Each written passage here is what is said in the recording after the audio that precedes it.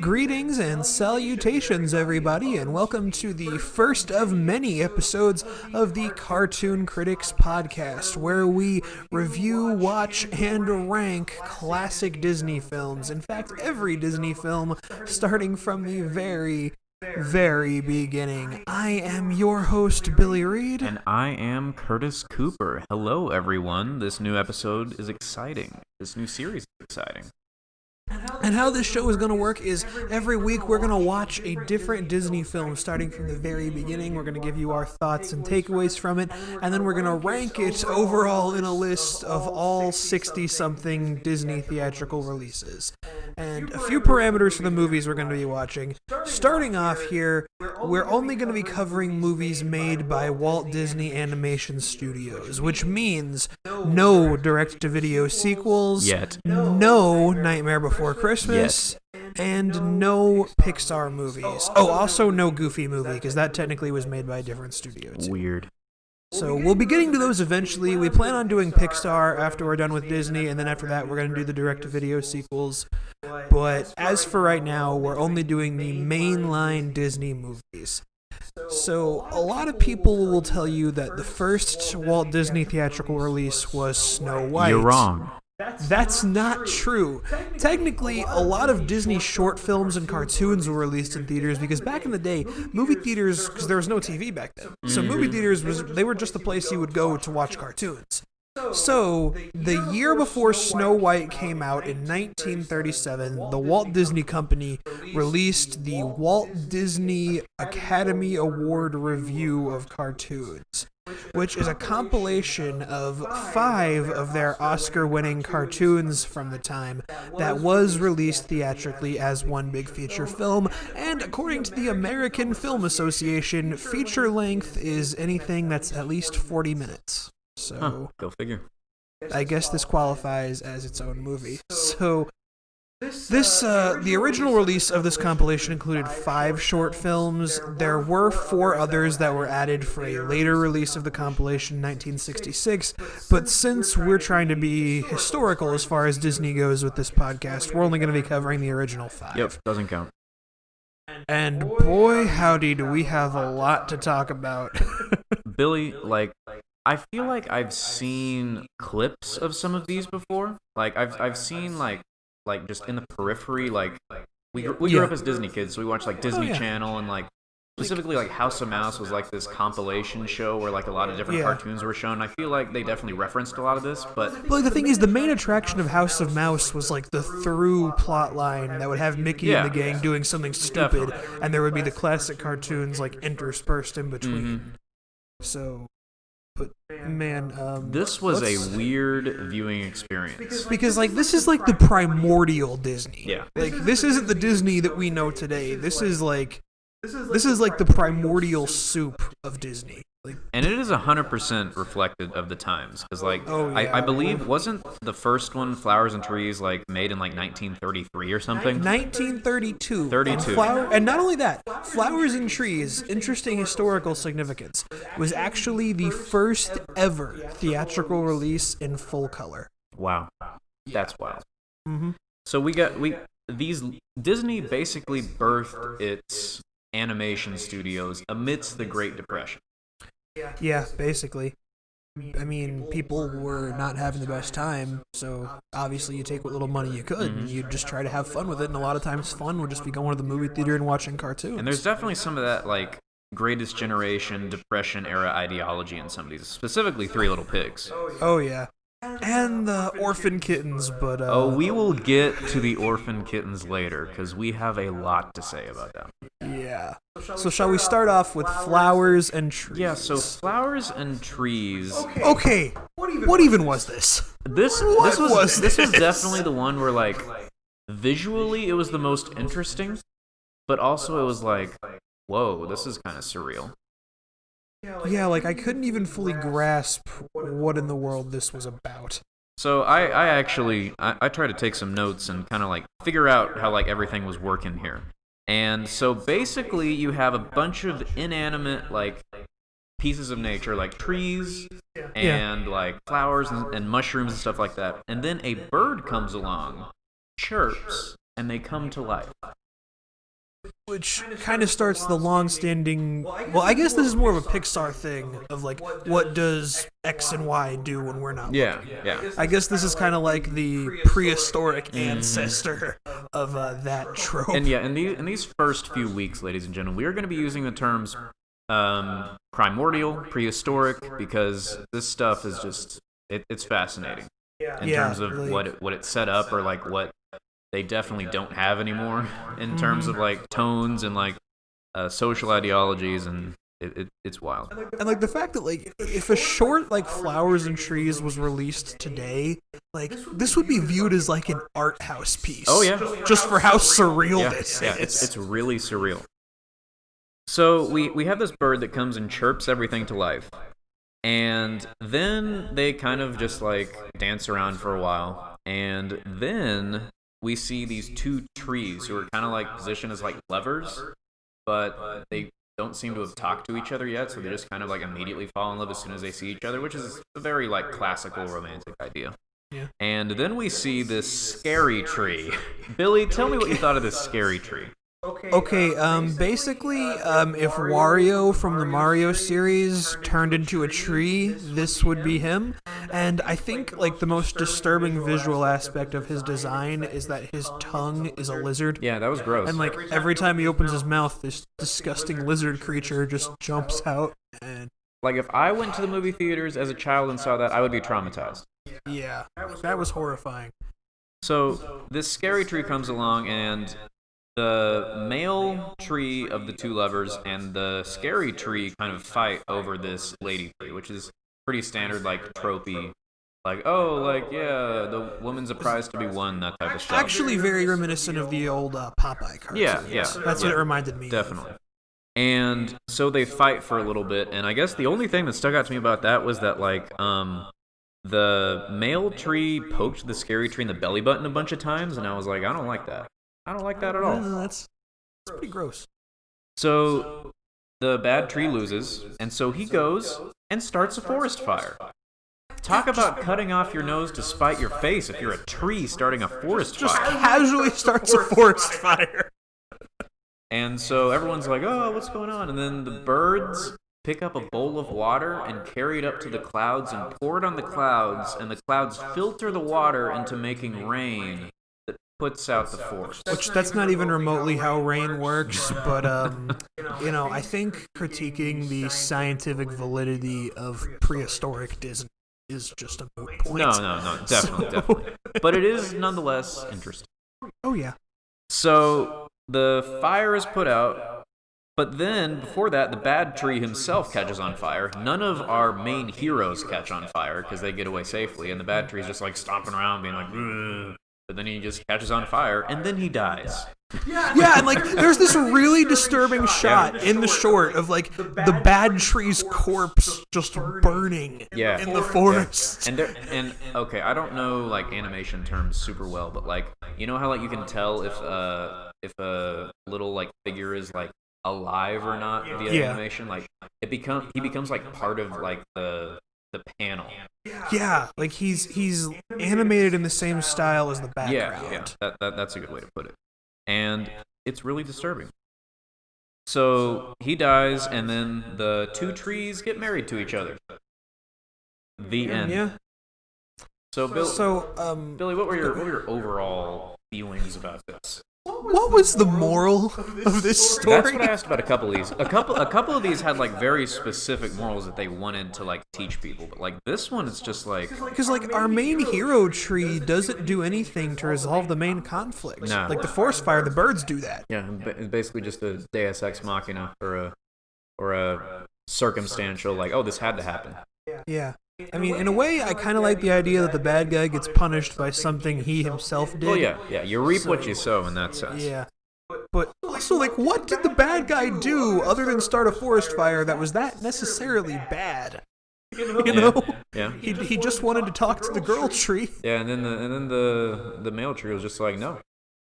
Even though it was established previously that they didn't seem to know each other very well, the two lover trees, as it were.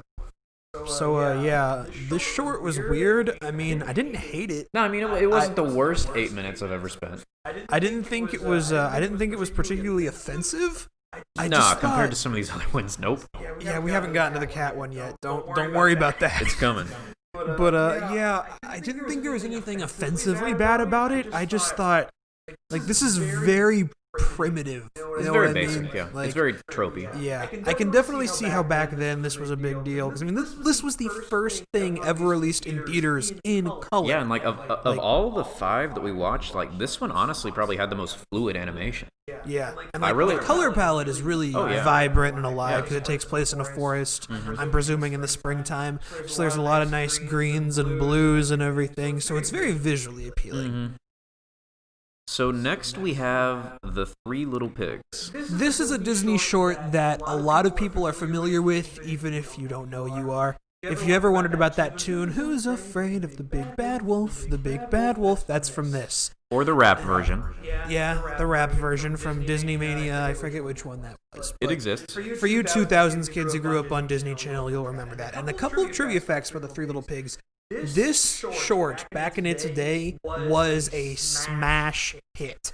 This came out in 1933, and the original release of this short, on a $22,000 budget, which I think adjusted for inflation is probably about $300,000. Maybe a little bit less than that. I honestly don't remember. But it managed to gross $250,000. Whoa. Which, when adjusted for inflation, is about $4.7 million. That's insane. So, and also in 1994, it was voted number 11 on the list of the 50 greatest cartoons of all time. Wow. That's interesting. So this short definitely has a legacy. Mm-hmm. Yeah, this is the first like iconic one that I watched. And the first thing I noticed was there was voice acting. There was voice acting. Like in the 30s. That's pretty good. Yeah. So obviously everybody knows the tale of the pigs. Yeah, it's based on the classic fairy tale. Everybody knows it. Now there were 2 pigs that the cartoon focused on first, and those are the pigs who built the houses of straw and the house of sticks. Were those pigs guys or girls? I legit could not tell. Yeah, they were kind of androgynous, weren't they? Yeah. And they finish building their houses, and they go visit the third pig who's building his house out of bricks. And they're like, oh, this pig, like, you're not having any fun. We already finished. Like, we're having so much fun right now. And they make fun of him for working too much. And obviously everybody can kind of see where this is going. This was made in the Depression, so like at that time, like the thought was like you either work hard enough to get food or you die. Yeah. And like there was really no time for people who weren't like the highest of the high elites. Very naturalistic kill or be killed mentality. Yeah. And then we come to the big bad wolf, who I noticed how he was dressed, and is that a reference to anything? I don't think so. Like, he was just dressed in, like, raggedy overalls and, like, a top hat. I guess he was just made to look like homeless or something. Yeah, I think he was probably just made to look like, you know, your stereotypical cartoon villain at the time. Yeah. Which at the time, cartoon villains were either mustache-twirling guys in big capes or, like, raggedy-looking hobo dudes. But the one constant is that they're almost always wearing some form of a top hat or, like, a bowler hat. Like, I don't know how that got started. So, of course, he blows the first 2 houses down because they were hastily constructed out of very brittle material. And then the fun little reference is, I think before he blows down the second house, he dresses up as a sheep. Yeah, like, wolf in sheep's clothing. The biblical illusion that happens frequently throughout some of the earlier Disney films. Oh, you're going to be seeing that a lot. There are a ton of references to the Bible throughout, like, basically during the Walt Disney himself era, there are a ton of references to the Bible sprinkled And throughout. what is that era in terms of years? That's like 1930s to 1960s. Yeah, and because the Jungle Book, we'll talk about more about that when we get to it, but the Jungle Book was the last movie Walt Disney himself ever personally oversaw. And I mean, obviously that's reflective of the times between the 30s and 60s. America was definitely still like identifying like Christianity as like the main like cultural like zeitgeist. Yeah. So he dresses up as a sheep, and that works out pretty well for him. And then the two pigs go over to the brick pig's house, and despite the fact that the brick pig was kind of portrayed as like this curmudgeon in the beginning, like he actually is pretty chill, and he's pretty nice. He lets them come in, like he's like, whatever, dudes, come on into my brick house and I'll protect you. And so the two little pigs had instruments they were playing in the very beginning when they were having fun. And it's not portrayed, and the brick pig is not portrayed as having an instrument. But once they actually go into his house, it's revealed, oh, he has a piano and he does have fun after a long day's work or whatever. So yeah, and then the wolf comes and he tries to blow it down, and it doesn't work. And then he jumps in the chimney and falls in the pot, and they cook him. Yeah. And then they fill the pot with turpentine. Yeah, that's brutal. Mm-hmm. Wild.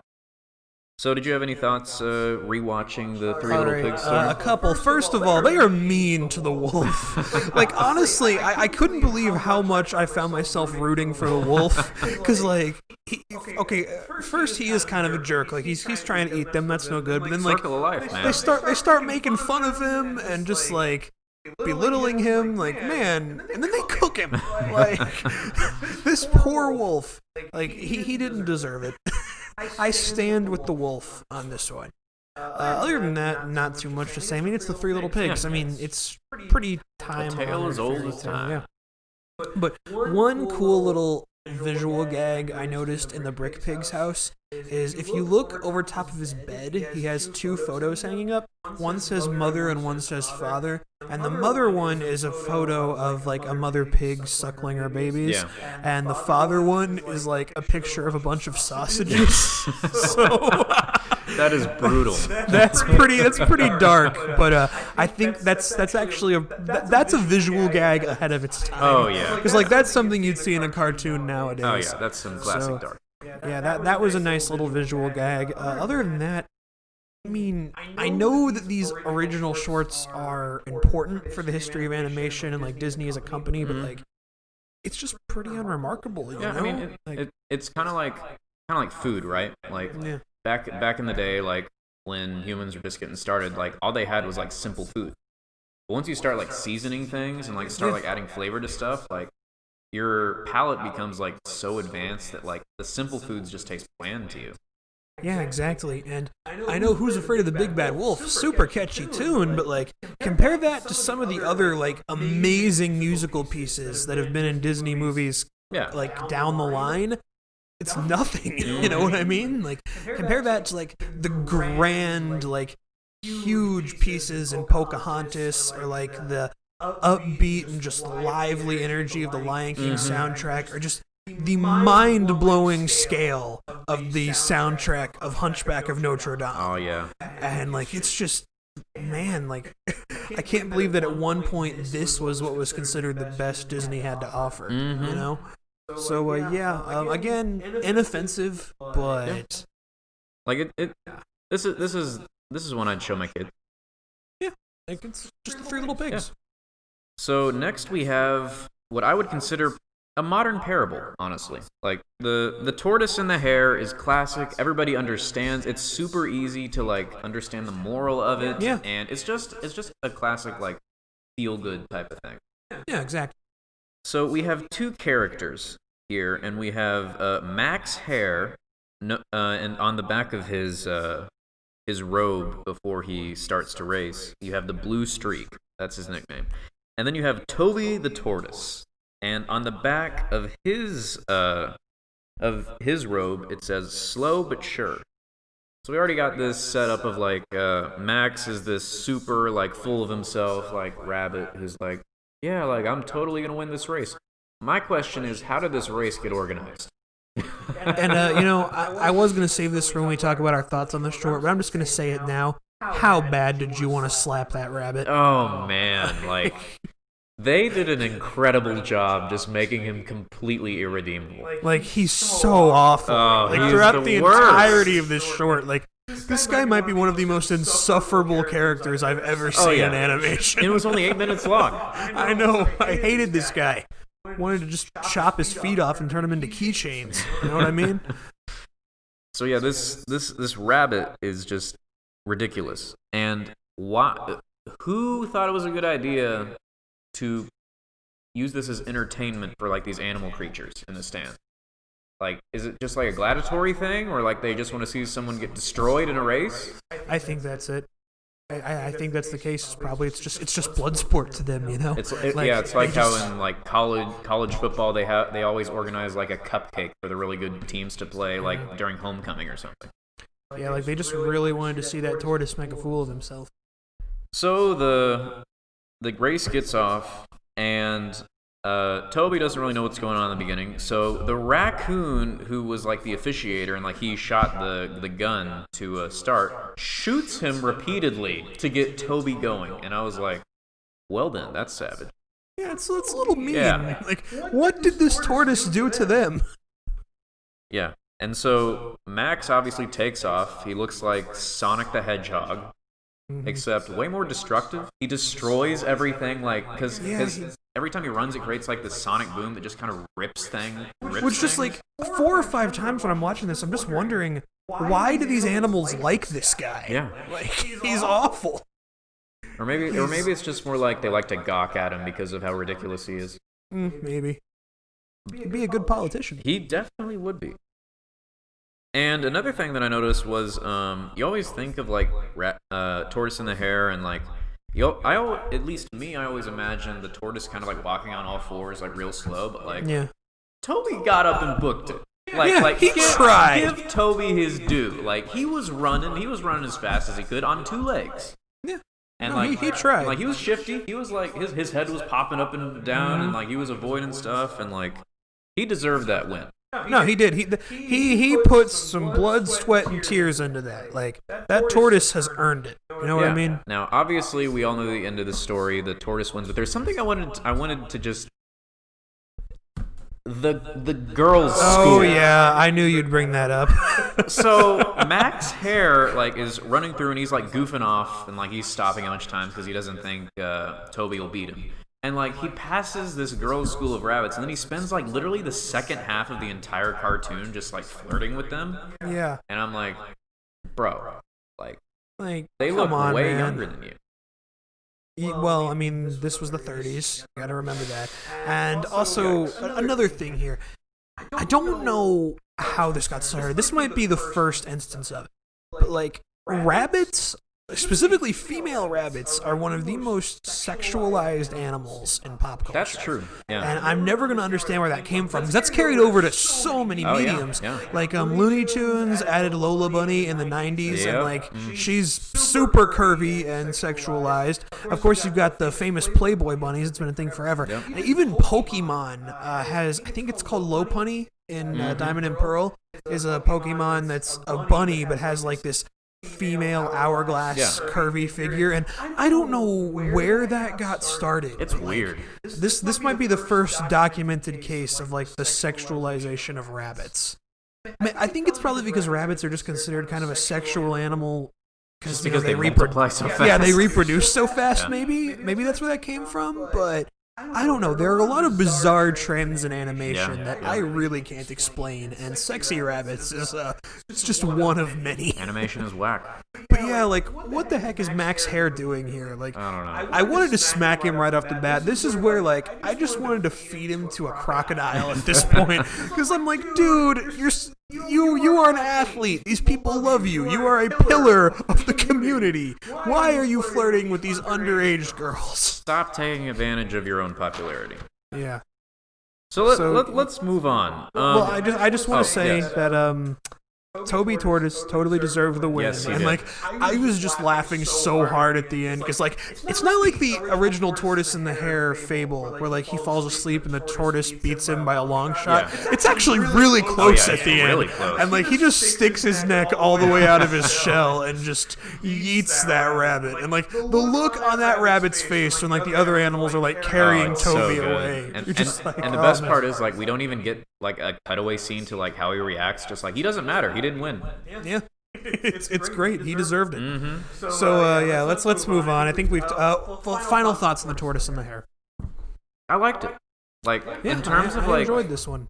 I think it was probably of the three we've talked about my favorite so far. Yeah, I think so too. I'd agree because I think Toby Tortoise was actually a really relatable protagonist, and Max Hare is the worst. Yeah. I'm starting this right now. I am officially team shoot Max Hare out of a cannon. I like that. I like that idea. Will you agree with me on that one? I wholeheartedly agree. Hashtag shoot Max Hare out of a cannon. We're starting that movement right now. Mm-hmm. All right, so what's next? So next we come. I know what this is. To what was by far the wildest ride that I had watching these 5 cartoons. Yeah. Like, talk about like my emotions just like swerving around. We have the cartoon titled 3 Orphan Kittens. Sounds innocent, doesn't it? And when I first like saw the thumbnail come up on YouTube, because that's how we watch these, because it's really hard to find some of these old ones. Yeah. I was like, oh, like these kittens are adorable. I feel like I kind of remember something like this. Yeah. And so let's just run through it. Let's start from the top, and we'll kind of like document our emotions as we went. Mm-hmm.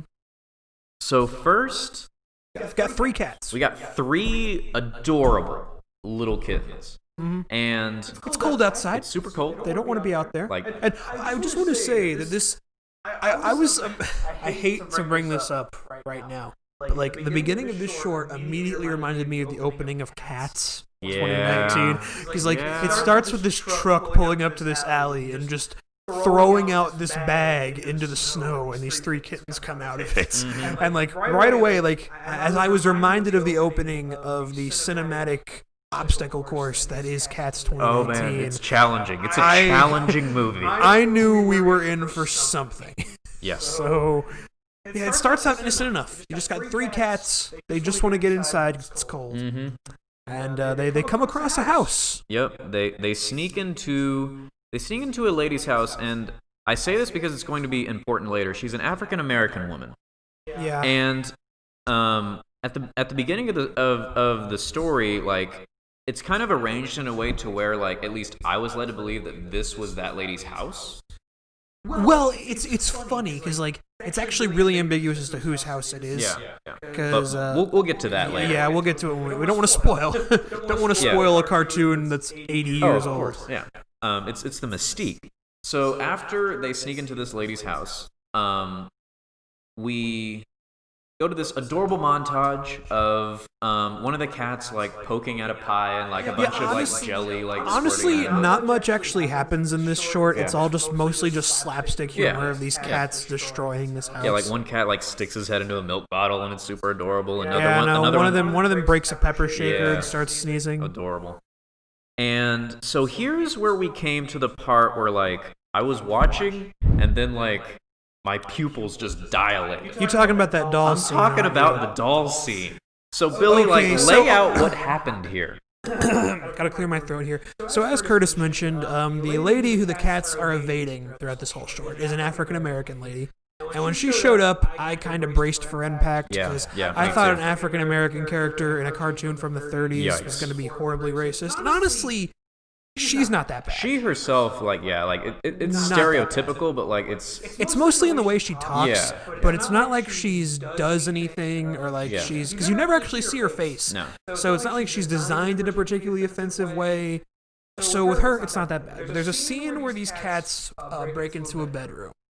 And one of them finds a princess doll. Who is white. Like nice, clean, put together. Yeah. And it starts batting around the doll, and the doll just goes, "Mama, mama." And then it hits the doll really hard. And the doll flips over and turns from a white doll to a horribly, horribly offensive caricature of a 1930s African-American girl. Just lunges at the cat and like a really crass, aggressive voice just screams, "Mommy!" And then the cat jumps back in fear. Yeah, so the way this happened, like the doll's dress kind of turns inside out, and like it was just incredibly disturbing, and like it even like it calling it like a super racist like depiction of African American doesn't even do it justice because it was just blackface. Yeah, well, in the 1930s, that was super common in animation. Yeah. Like, there are some early Bugs Bunny shorts that actually portray a lot worse than that. Yikes. And one of the worst interpretations of African Americans in all of Disney, we're going to get to it in a few weeks, but it's in Fantasia. Yeah. And it was in the original theatrical cut of Fantasia, but in all subsequent releases, they edited it out for good reason. But we'll talk about that when we get to it. But just know that, like, in the prehistoric, primordial days of animation, racial caricatures were very, very common. Mm-hmm. So it's horrible. This shouldn't be allowed today, and this came so far out of left field in this short. Like it didn't fit the tone of anything else in No, the short. it didn't. Like, yeah, I don't even know. I honestly have no words for it. Yeah, it was Like, it was stunning. out of nowhere. So after that, I think it was the black kitten because there was a black kitten, there was a orange. There was an orange one, and I think there was like a blue one. A blue one. Yeah, a blue one. So the black kitten follows a feather to a piano, and then they just mess around on the piano, and then they knock off a bunch of stuff, and the African American lady comes back, and it turns out, so the African American lady picks up the kittens, and she's about to throw them out. Before that happens, this little white girl, who it's pretty clear at least I thought that her and her parents owned the house, and the African American woman was the housekeeper. Yeah, but oddly enough, in the credits for the short, the African American lady is credited as being the girl's aunt. Interesting. But that could just be Disney trying to cover it up. Yeah, and I mean there was also a lot of like, I guess there was a lot of in terms of like old like pre-integration culture, there was a lot of like the trope of like calling like your housekeeper, like your African American housekeepers, like your aunts, because they were like kind of part of the family. Like, yeah, that makes sense. What are those pancakes called? Like this, like Aunt Jemina or something. Oh, Aunt Jemima. Jemima. Yeah. Like that was definitely a trope back then too. So. Okay, that makes sense. So yeah, this was a wild cartoon. I would not show this to my children. No, at least not until they were older. Yeah, and we could talk about like but you know, what's going on. Honestly, I'm gonna sound horrible here, but I kind of enjoyed this more than the tree short. I mean, at least more interesting things happen here than in the tree short. You know, the flowers and the trees. Oh yeah, like the tree short, like I could write like 100 words about and be done, but like I could write a thesis on this cartoon. Yeah, like there's a lot to unpack here. Yeah, there is. So the kittens were cute. Yeah. They were fun. Yeah. I liked seeing them wreak havoc around this house. But you just want to be done with this one because I kind of want to be done with this one. It's over. Okay, moving on. We have one more short to talk about. The Country Cousin. Oh man. This one was interesting. Like on one hand, it's a lot more innocent than the Kittens one is. Yeah. But on the other hand, it's definitely wild. Yeah. And this is another one. What the heck was the moral here? Yeah, like the plot structure didn't make a whole lot of sense. So I just want to say how this opens. This mouse in the country gets a letter from his cousin in the city. And this letter literally says, I kid you not, it says, "Dear cousin whatever, stop being a hick. Move to the city with me." I literally started my notes off with in quotes, "Stop being a hick." Like, that is how you set a tone. Yeah. It's just like cut right to the chase, like, oh man. And the names of the two mice, so the country mouse was named Abner, and the city mouse was named Monty. Of course they were. And so it begins, Abner coming to Monty's fancy city estate. Which is just a mouse hole in some rich schlub's apartment. Yeah, so he just got lucky, honestly. Mm-hmm. And Abner tries to grab the cheese out of a mouse trap, but obviously, apparently he doesn't have to deal with mouse traps in the country. So, Monty has to, be like, "Whoa, stop that." And something throughout the entire short is that, Abner is constantly, obviously he doesn't know how to act, around, when you're trying to, be in high society or whatever. So Monty keeps, really rudely shushing him And man, like as a child, like everyone's been there. Like, stop shushing me, for goodness sake. Yeah, oh, that was annoying. That's just something that gives like everyone such constant anxiety Yep. when you just hear that sound. It's just so annoying. But Abner does his best. He does his best. He tries. Like he tries to mimic Monty so much, and like he tries to. He wants to be there for his cousin, and he wants to like emulate his cousin. He wants his cousin to like him. So, one particular, obviously, I'm sure this is the one thing that stood out to you too, was that Abner burned his mouth on some mustard. Yeah. So he drinks an entire glass, a human-sized glass of champagne. Yep. So the rest of the short is about Abner kind of drunkenly like swaying around and like getting into more mischief. Because apparently they don't have alcohol in the country. Apparently not. Okay. Continue. So another interesting thing was while he was in this stupor, I guess you could say, he dances with his shadow or his reflection in Jell-O. So that's fun. And the way the cartoon ends is Abner gets chased by a cat outside, and once he's outside, he's like, well, enough of this. I'm going to go back to the country. So he runs back to his town that is literally called Podunk. Mm-hmm. And I just want to say, how on earth does a country mouse not know how to handle a cat? Because, like, a lot of farmers have cats to catch mice. Yeah. Like, that doesn't make any sense. No, it doesn't. It doesn't. So, Billy, did anything else stand out to you about this cartoon? Other than the fact that I just really felt bad for Abner the mouse. Yeah. And I really do not understand the moral here. And if Monty is so embarrassed by Abner being a hick, why on earth did he invite him to come live with him? Yeah, I guess it's kind of the what's it called? Like he had like a messiah complex or something, where he was like, oh, I must save people who I think less of. We are diving way too deep into this cartoon. That is what the cartoon critics are all about. Oh, like, yeah. Like, this is just like 50 minutes of stuff. Imagine what it's going to be like when we have to dissect like an hour-and-a-half movie that we really love. Mm-hmm. So, yeah, I don't really have too much to say about the country cousin. It's pretty straightforward. It's very straightforward. I like the animation. Yeah. I like the scene where he's tripping on the champagne, like he like dances with himself in the Jell-O. Mm-hmm. That's a pretty cool scene. I liked a lot of the visuals. Mm-hmm. Other than that, I don't really have too much to say about it. A lot of these old prehistoric shorts are very bare bones. Mm-hmm. So there's not too much to dissect here. So we've come to the end here, and I just wanted to ask what your general like vibes, takeaways were from like this entire like Academy experience. Well, it's cool to experience these shorts that, because like these were considered the best of the best that Disney had to offer. Yeah, this was the best of compilation. So it's really interesting to see how these shorts kind of gave way to the Disney we know today. Mm-hmm. But it's just weird how this is where we started off. Mm-hmm. Like, this, I believe, is like the earliest theatrical animation ever. This is pre-Mickey Mouse. No, Mickey Mouse came before. Wait, this. really? Yeah. Wow. I'm glad someone was there to fact check me. Yeah, no, Mickey came a few years before this. But he wasn't theatrically released. He was theatrically released. There just weren't different any studio. Mickey.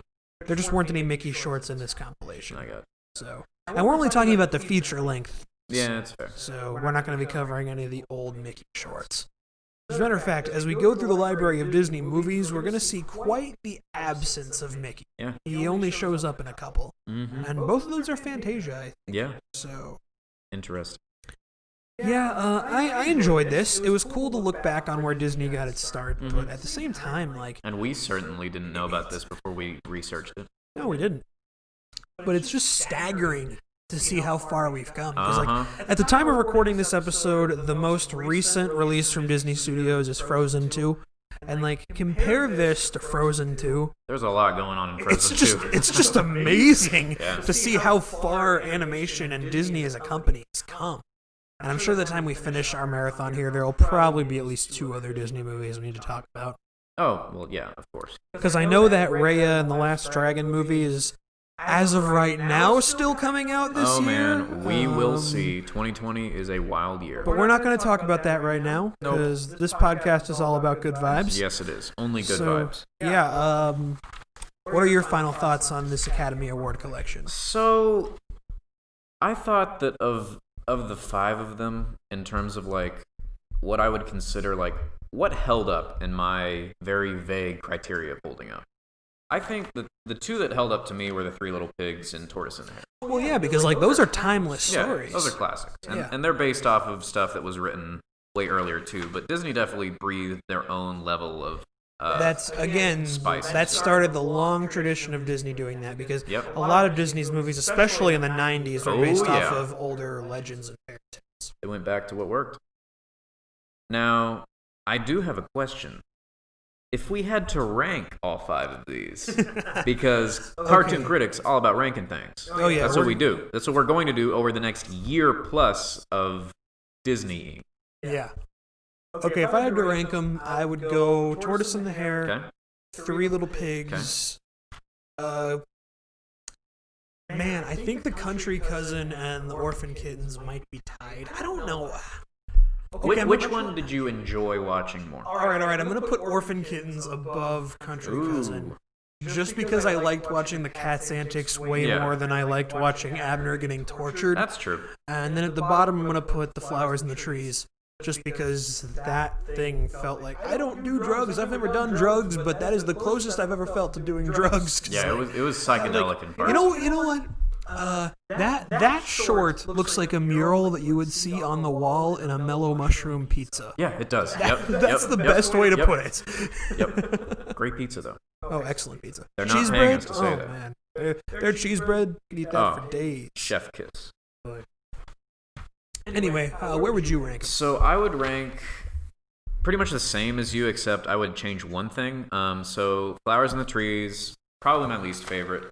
Then I would probably put Orphan Kittens, just because, like, yeah, there were like cute antics, but I thought that the Country Cousin one overall was like a little bit better of like an actual like story and plot, and like there were actual like characters as opposed to just things that happened. Yeah, I agree. And then 3 Little Pigs, then Tortoise and Hare.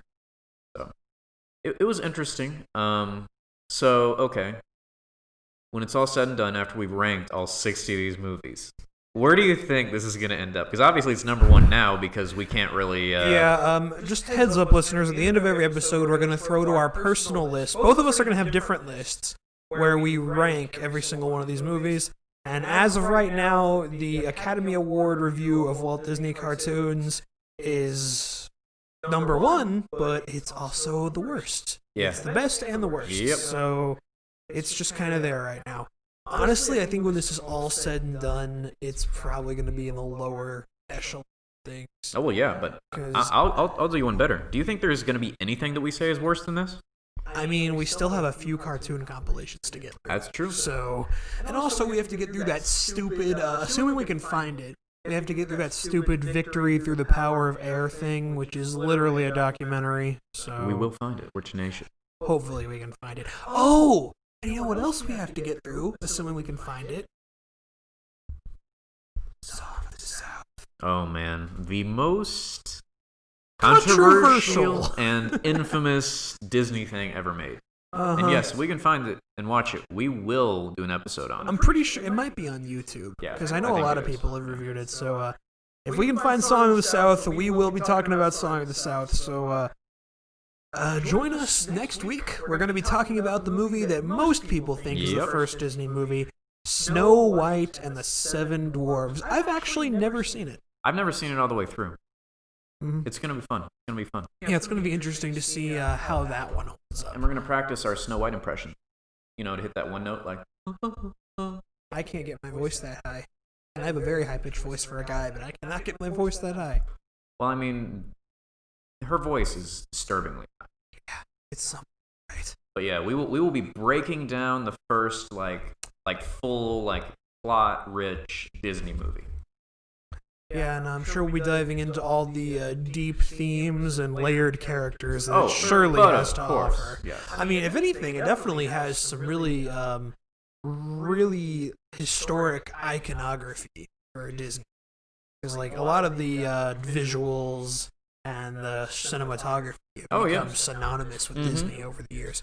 But we will talk about that more in depth next week. Hope you guys very much enjoyed the first episode of the Cartoon Critics podcast. Do not forget to stop being a hick and hashtag shoot Max Hare out of a cannon.